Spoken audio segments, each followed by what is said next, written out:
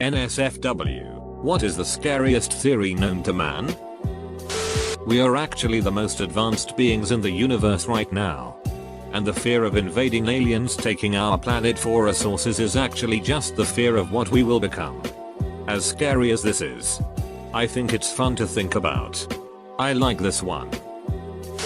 Wikipedia.org. The general concept that we never really die in our perspective.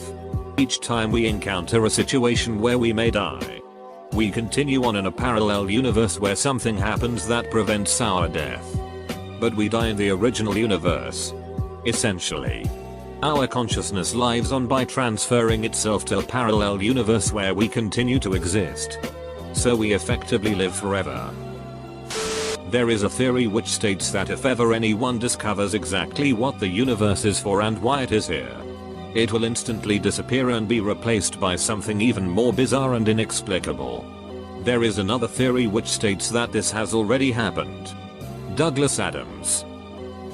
John Douglas, a former chief of the FBI's elite serial crime unit and author of Mindhunter, says, a very conservative estimate is that there are between 35 and 50 active serial killers in the United States at any given time. That, should we destroy civilization, there are not enough fossil fuels in easily reachable places for any subsequent society to achieve an industrial revolution. We mined most of it and the only stuff that's left requires modern technology to reach. We're all, she wrote. If we duck up, there's no coming back from it. Edit. People are asking. So here's a really interesting article on it. Ian Co. Edit 2. Since my inbox is flooded with people saying herder but fossil fuels renew. Please note the use of the word civilization and not intelligent life. I'm talking about the survival of humanity as we know it. Not the survival of intelligent life on Earth in general. I'm sure the lizard people will rule once we're gone. But I'm not talking about that. Or extinction. For me it's solipsism. Easiest way to explain it is with a quote from Wiki. Solipsism, the philosophical idea that only one's own mind is sure to exist. As an epistemological position, solipsism holds that knowledge of anything outside one's own mind isn't sure. The external world and other minds cannot be known and might not exist outside the mind. As a metaphysical position, solipsism goes further to the conclusion that the world and other minds do not exist. Basically, every person you see, including family and friends, are possibly figments of your imagination and you can never know for sure. That any computer to be able to pass the Turing test would also be able to see that it would be a bad thing to do so. That there could be a machine right now that could act as a human but is also intelligent enough to know not to let us know it could. The brain in a vat theory. The brain in a vat is an element used in a variety of thought experiments intended to draw out certain features of our ideas of knowledge, reality, truth, mind and meaning. It assumes the following, that the brain is the origin of all consciousness. The brain operates on electrical impulses. External stimuli can affect the way the brain operates. Any external stimuli to the brain can be simulated to a degree that the brain cannot distinguish these simulated stimuli from natural stimuli. The point is that you could be a brain in a jar, being fed false impulses for your entire life by an external source. Or you, still a brain in a jar, could be hallucinating your entire life from lack of stimuli. There's a theory that our universe is in a false vacuum that will eventually collapse and completely destroy or ultimately alter our universe. That would mean that no matter how far we develop, no matter how many planets we'll settled, and no matter how many medical feats humanity will have accomplished, we would have a deadline where we would be forever deleted. Virtually all of mankind's fears, falling, spiders, etc., are based on things that were threatening to our ancestors. So keeping this in mind, why do so many of our images of monsters and demons look the same? That we live in a simulation. It's not hard to believe that one day we will be able to create a simulated world. Probably more than one. Maybe hundreds. Maybe our simulated worlds will become advanced enough to make their own simulated worlds. And so on. We might be living in a simulated world, We could be living in the simulated world of a simulated world. I'm forgetting the name of the theory right now. But the theory follows something along the lines of this. The sole reason for every single human achievement throughout history is due to our innate and deep fear of death. We are beings that think beyond just instinct and understand that every one human will cease to exist. This fear of non-existence has driven us to create everything we have made today. Kinda the opposite of the will to power theory in psychology. Neil deGrasse Tyson's greatest fear is that aliens have already found us and decided we are too primitive to be worth contacting. Just another way of saying we're not ripe enough for harvest. You could be stuck in a time loop right now and you would not be able to notice it, let alone escape it. This doesn't bother me in the slightest. If this is life infinity for me, cool. Hasn't bothered me in the slightest, and frankly I'm cool with being given a second shot. It didn't bother you the last time either. So that's good. That space is a lot like a jungle. We're basically here on Earth shouting out into the darkness with our satellites and technology. We're telling whatever might be out there exactly where we are. But in the jungle, monkeys don't try and contact tigers for good reason. We have no idea what's really out there. Most of the time, jungles are noisy places, filled with the calls of various animals. Some monkeys will even give out warning calls at the sight of a predator. There are very few things that will make a jungle go silent, or cause all of the fish on a reef to suddenly flee. None of them bode well for a careless human interloper. Let's hope space isn't like that. The Berenstein Bears theory. Go to your mom's house sometime and take a look at all those old books. And you'll see that the name is, and has always been, Berenstein. With an A. Don't you feel stupid now for misreading it throughout your whole childhood? Well, one theory states that the Berenstein dilemma is a small side effect of our universe intersecting with a parallel dimension sometime in the 90s. And everyone who remembers the Bears' original surname are experiencing residual memories from another dimension.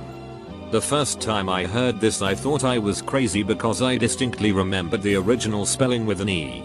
Because I always pronounced it Berenstein. Edit, to those writing off the spelling difference as a careless discrepancy between publishers. The books were not named for the Bears themselves, but rather for the authors Stan and Jan Berenstein, or Berenstein, depending on which dimension you lived in.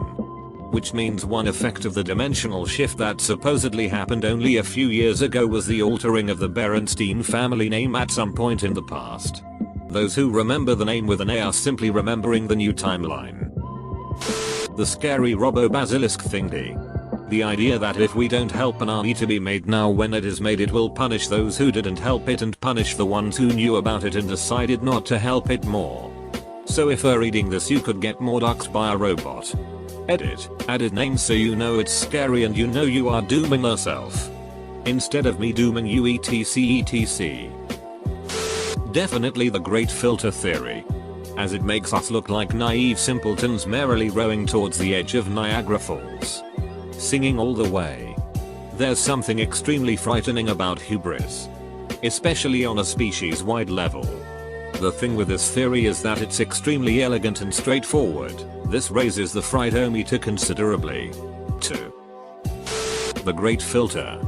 There's a point in societal development where most societies collapse.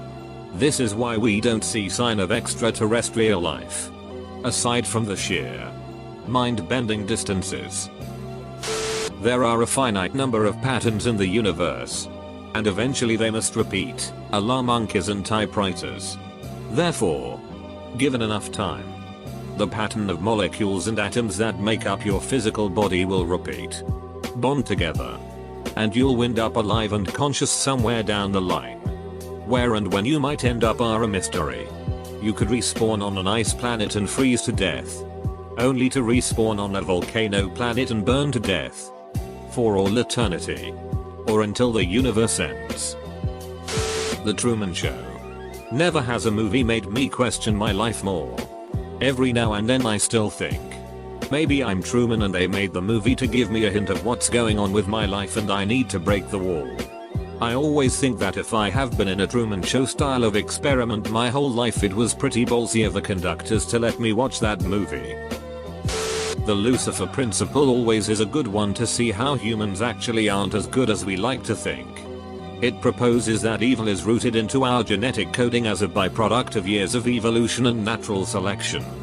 In other words, humans exist as they do and are as successful as they are because we disregard other species' needs in order to stay at the top of the biological pecking order.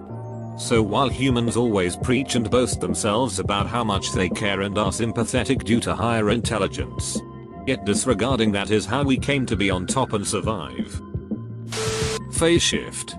Everyone has heard of phase change, water turning to ice because it loses energy. Well, oddly enough, the same thing can happen to our universe. We know this because it has already happened. A short time after the Big Bang, a phase shift took place as the universe cooled. A part of the universe completely changed and destroyed the old part of the universe.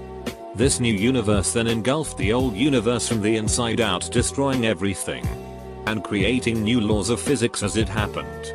This can potentially happen again at any time.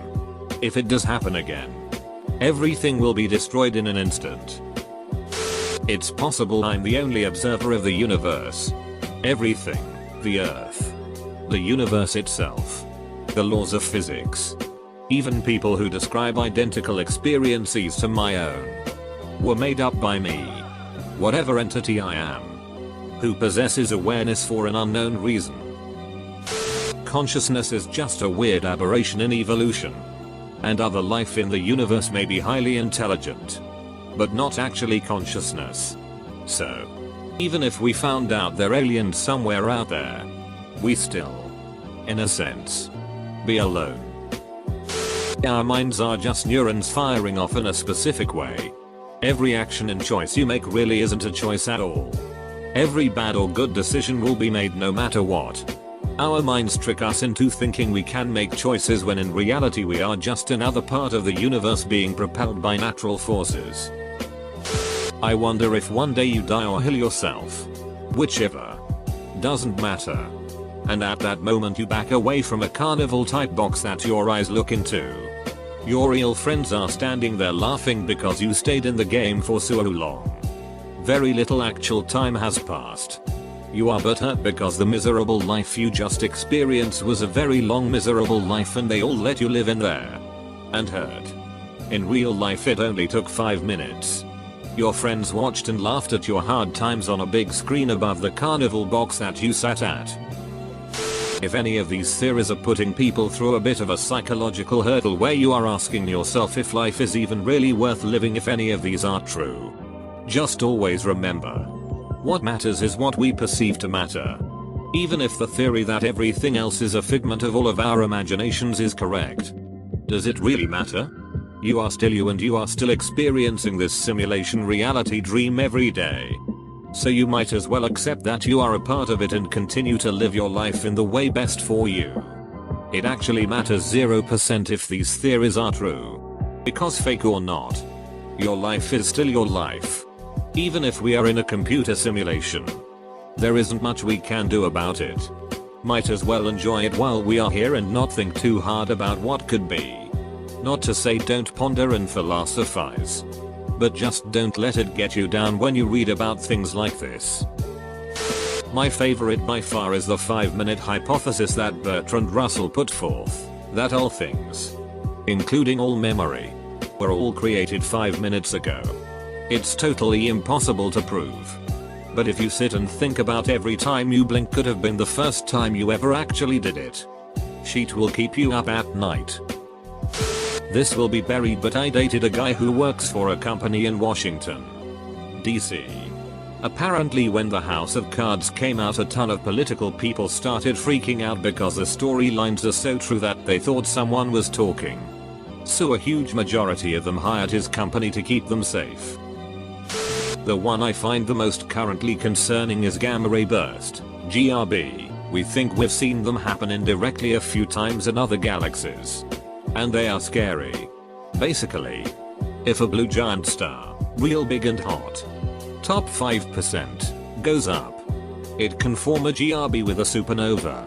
Whilst a supernova will pretty much never hit much outside a few light years, a gamma flash can easily hit across the galaxy in effective range.